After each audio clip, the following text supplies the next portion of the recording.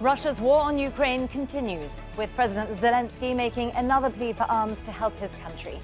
The US and its EU allies have bolstered his military, enabling it to fight back, but critics say that more weapons just means that more people will die. Is further military aid for Ukraine the way forward? This is Inside Story.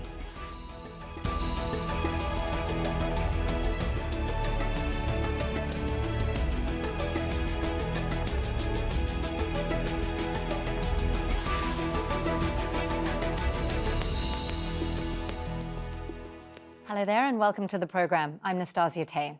Now, Russia's invasion of Ukraine has brought war between two European countries on a scale not seen since World War II. Death and destruction has been extensive, but Russia has been met with stiff resistance, and Ukrainian forces have also retaken some territory. Western arms and training have played a key role, forcing Russia to reassess its tactics. Moscow is now switching to long-range weapons and drones. Some critics of Western strategy say that pouring more arms into a war simply means more death and delays the need to talk peace. We'll be discussing all of this with our guests very shortly, but first, this report from Charles Stratford in Ukraine on the latest wave there of Russian attacks. Torchlight guides shoppers along the shelves. Russia's almost nightly bombardment of Ukraine's electricity and energy infrastructure means millions of Ukrainians spend much of their daily life in the dark. Victoria is shopping with her 3-year-old son, Daniel. They fled fighting near their home in the Kherson region in April. The authorities tell us they've stabilised the electricity situation, and then there's another attack. It's been like this for the last 2 months. He's got used to the darkness, and importantly, he's not afraid. We have no choice. We have to get through this. Emergency services battled fires across Kyiv and various locations throughout the country after another Russian bombardment early Monday morning. This home was completely destroyed in a village close to Kyiv by one of 30 so-called kamikaze drones the Ukrainian military says it intercepted. We got used to what is happening. It's scary. Thoughts of possibly becoming homeless is terrifying. Everyone is scared, but we are bearing it. Maria and Denis have to carry their 2.5-year-old son David up the stairs to their apartment on the 13th floor because electricity is down again, so the elevator doesn't work. 10 days after the invasion, as Russian forces advanced towards their apartment block in Irpin, they fled to the Netherlands and then France. They have only recently returned. Maria comforts her son in bed as she tries to send him to sleep. Denise has put plastic sheeting over the windows for additional protection against the sub-zero winter temperatures. It's pretty hard, but we try not to complain because we think of our soldiers living in the trenches in dismal conditions. But on one occasion, we didn't have electricity for 2 days. Yes, it's cold. Sometimes the child is coughing. It's winter, but we can get through this. We wait for spring and victory. Nearby is one of thousands of heated tents with generators put up in recent weeks, where people can get warm and charge their devices as work continues around the clock to fully restore electricity and heating across the country. Russia's drone and missile attacks targeting Ukraine's energy infrastructure are happening with increasing frequency. And that means that many people in neighbourhoods like this one face another night without heating and in the dark. Charles Stratford, Al Jazeera, Kyiv. Well, Western military aid has been critical to Ukraine's resistance and military advances. Let's take a closer look at some of the numbers. In total, more than 30 countries have provided military equipment to Ukraine. The US has contributed the most by far, with at least $8.5 billion in military aid. Next on the list is Germany, which has given far less, just over $2.34 billion. And the United Kingdom follows, supplying weapons worth $1.9 billion. But Ukraine's president has appealed for more funding, saying that the monthly cost of defence is about $5 billion. I ask you to increase the supply of air defence systems to our country and help speed up the relevant decisions of partners. 100% air defense shield for Ukraine would be one of the most successful steps against Russian aggression. This step is needed right now.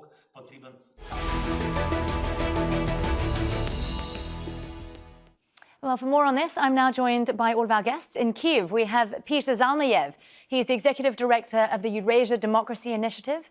In Moscow, we have Pavel Felgenhauer. He's a defense and military analyst. And in Riga, Latvia, is Leonid Ragozin, an independent journalist and publisher of a book called European Tragedy, a history of Russia and the current conflict. A warm welcome to you all. Thank you so much for joining us here on Inside Story.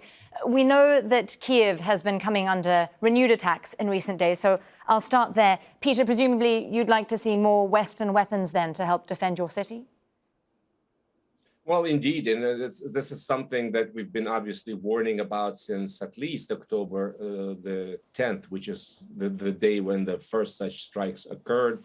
You know, we're hearing very positive signals from Washington that the Patriot air defense system may finally be given to Ukraine. This should have been done weeks, if not months ago, and it will still take a while to train Ukrainians to use it because America cannot send its own technicians to operate them or soldiers. That would be considered as participation, direct participation in the war. But this is a very encouraging sign, and Europe, the West, has finally realized that Ukraine's defeat will be its own defeat. That another, tens of, let's say, millions of refugees flooding over the borders to Europe will overwhelm these societies, will create a significant problem for these governments. So, they need to do everything they can to help Ukrainians defend themselves from this terror from the sky that's been rained on us for weeks and weeks. Right now, I'm sitting in Kyiv. I'm lucky to have power on, but 80% of the Kyiv region at large is sitting now without power, and some of them without water. Well, just picking up on that, Russia has obviously been accused of weaponizing winter. It's sub-zero temperatures there. We've been seeing attacks on energy infrastructure. I know some defense analysts have been suggesting that this might be a Russian strategy to try to wear down Ukraine's air defense capability because it takes so many arms in order to try to defend itself. Pavel, do you think that's the Russian plan here? Well, the Russian military have a very substantial upper hand in that they have capabilities to hit any target in any part of Ukraine, long-range capabilities that Ukraine does not. But the problem with this long-range attack arm of the Russian military is that they can hit only stationary targets and big targets. They can't hit mobile targets like, say, convoys or trains bringing reinforcements and weapons to the front line and from the west, because Russian bombers don't venture to fly deep into Ukraine at all. That means these are long-range missiles that hit stationary targets. The most easy stationary target are the Ukrainian grid system, and also defense industry, and also military camps, but basically right now it's the electricity power stations, but not, of course, the nuclear ones, but those that are producing electric power, hoping that denying electric power to Ukraine will put enough pressure on the Ukrainian government to seek a peaceful solution, to seek a ceasefire. Russia right now very much needs a ceasefire. For several years at least, but a ceasefire on Russian terms. So this is how they're putting pressure. They can do it, and they are doing it. Well, if they're trying to put pressure on it, it seems to be backfiring somewhat because these attacks have only really strengthened morale. We've seen that in quite a lot of the polling that's been coming out of Kyiv. I know Ukrainians are saying, the majority of them, that they're resolved to now fight until victory. So trying to end the war, especially at this point, seems to be not the aim here. Ukrainians feel like they're making gains. They want the war to continue. Leonid, let me throw this to you. That sounds like an argument for more weapons from the West then. Well, I suppose so, and it's not inconceivable that more weapons supplied by the West to Ukraine will result in success on the battlefields and Ukraine being able to recapture at least the territory that was captured by Russia after February 24th, after the start of the full-out invasion. However, it is equally not inconceivable that there will be no success and that the missile strikes against the Ukrainian power grid will result in something akin to a humanitarian catastrophe towards the end or towards the middle of the winter. So it's a very, very complicated equation that intelligence services and the military in Western countries need to solve and to make a very accurate forecast. Because the cost of inaccurate forecast is human lives and many, many human lives, thousands and thousands. Of course. It's also not just more weapons, I believe, that Kyiv is asking for, but also more sophisticated weaponry. Is there potentially a risk, do you think, Pavel, of an escalation into potentially NATO territory if more sophisticated weapons are sent? While Ukraine is asking for sophisticated weapons, it's getting sophisticated weapons since the war began in the end of February. The Ukrainian military now have capabilities they didn't have in the beginning of the war, and capabilities, some of them that Russia also does not have. And that has changed the overall balance in the beginning or the first half of this conflict up to the midsummer, maybe. Russia had the initiative and the upper hand, though there were many mistakes made and many disasters happened, but still. Now the equation has changed. Now Ukraine has the initiative to some extent, and that's what means that there's going to be more fighting, and the fighting will get more severe. Maybe actually next month we'll see a major winter battle developing there. At least that's what many military experts in Russia and in Ukraine are predicting. And this may be a decisive battle for the future of this part of the world. Or maybe not, of course, we don't know for sure, but both sides are gearing up for that conflict coming up and gathering reserves. Pavel, it sounds like you're talking about an escalation there. So let me ask you, Peter, as someone sitting in Kyiv now, is there a concern that more weapons could result in a further escalation, potentially even raise the nuclear threat? I mean, obviously some threats were made back in October. Well, the nuclear threat is something that I would prefer to sort of bracket, simply because we just, this is the doomsday scenario none wants to contemplate. It seems plausible that the Chinese counterparts have made it clear to Vladimir Putin in recent meetings that they will not countenance the use of nuclear weapons, and so that is being relied on as a potential deterrent. Obviously, there's no guarantee of that, but if we simply just do not consider that, if we're talking about conventional weaponry, like, I'm not a military expert, but when we talk about escalation, that to Ukrainian ears at least sounds a little ridiculous. We're in the midst of the biggest European land-based war since World War II. Russia is already doing all it can to terrorize us. Vladimir Putin has made very clear his goal, and that is the disappearance of Ukraine as a sovereign entity, as a state.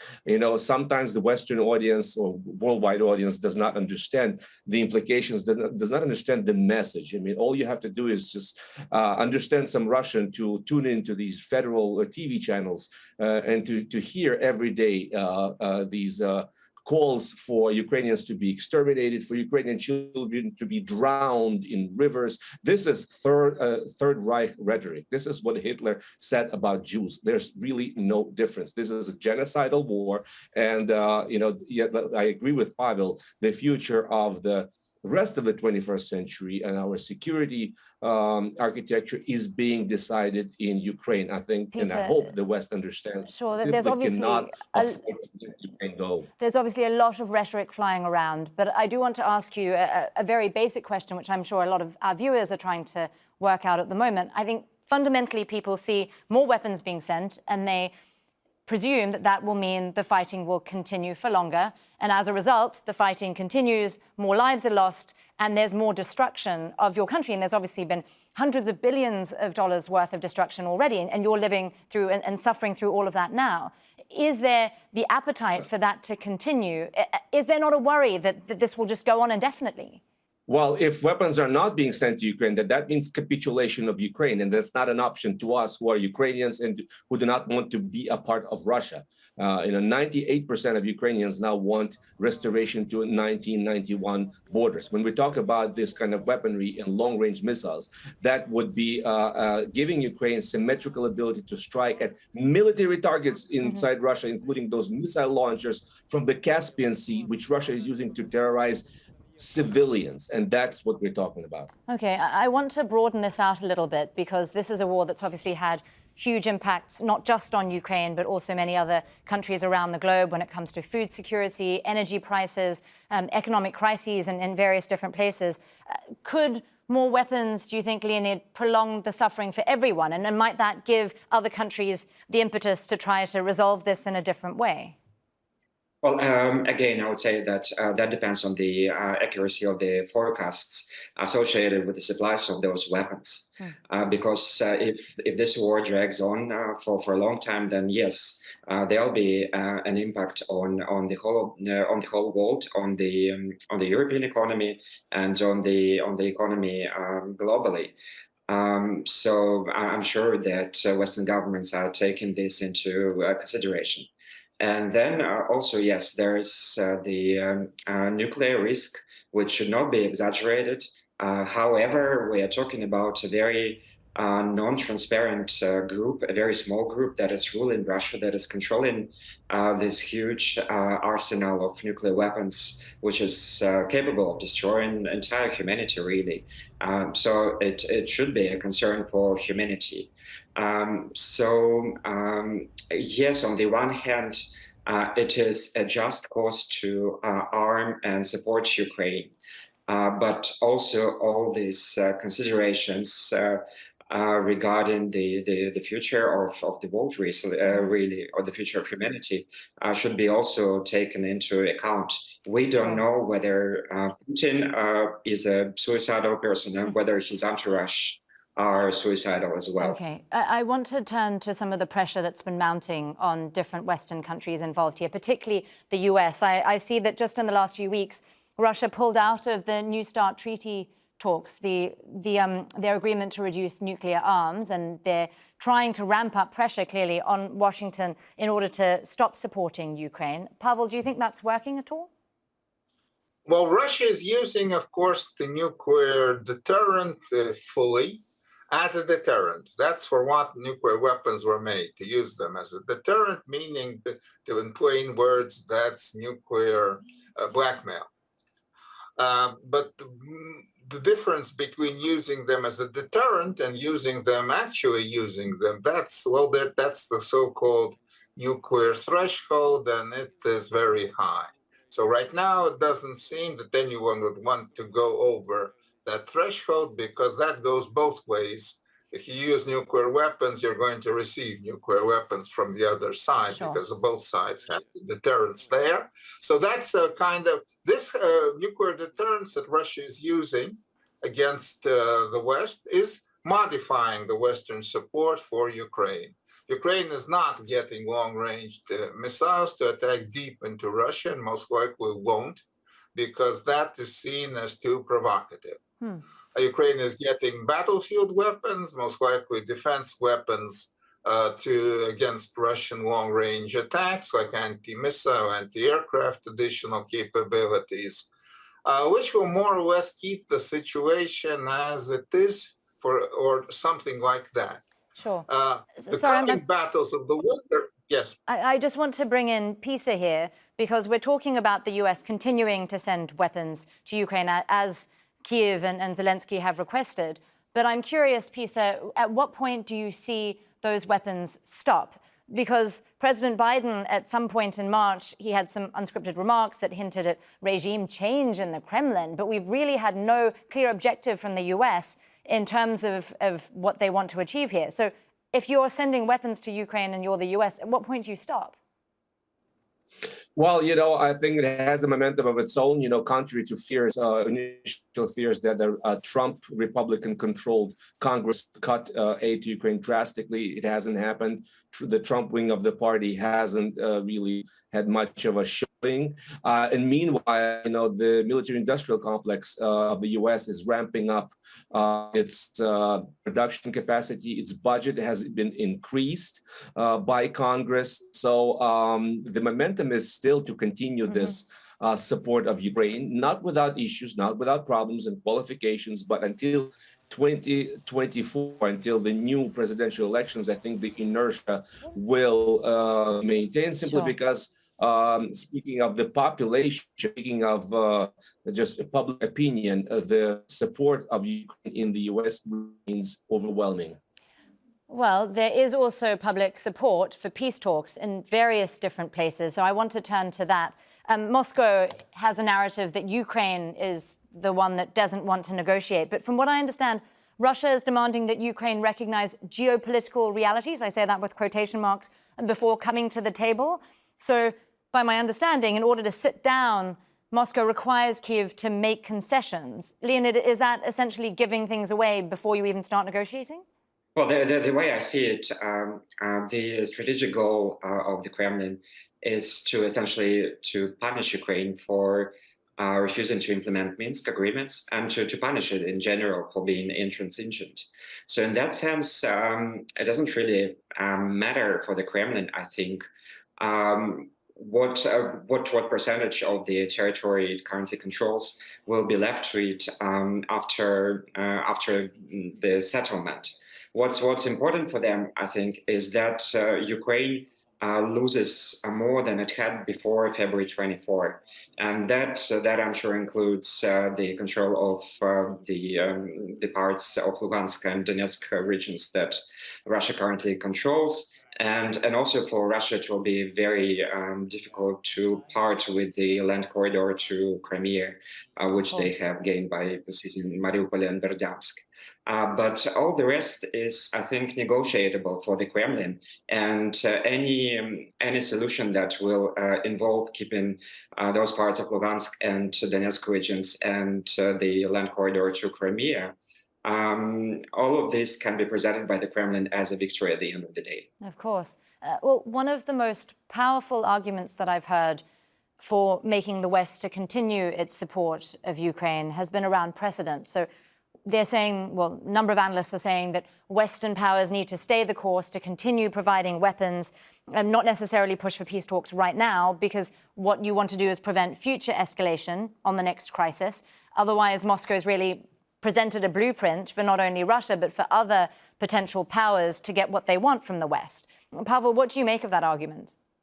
Well, many in the West, especially in Europe, would want to see a ceasefire happening, and Moscow wants a ceasefire right now, because the Ukrainian right now have more men in their armed forces, and in many cases have more weapons, and Russia right now is struggling to replace the weapons and munitions we're using up. The intensity of the fighting is high, and I don't think that Russia can continue for a long time. Most likely, Ukraine also wants a ceasefire, but again, it's about the terms. Sure. What Russia wants a freeze of what it is more or less a freeze of the status quo for the time being, a line of control established, a kind of Minsk III. Ukraine is not ready for that.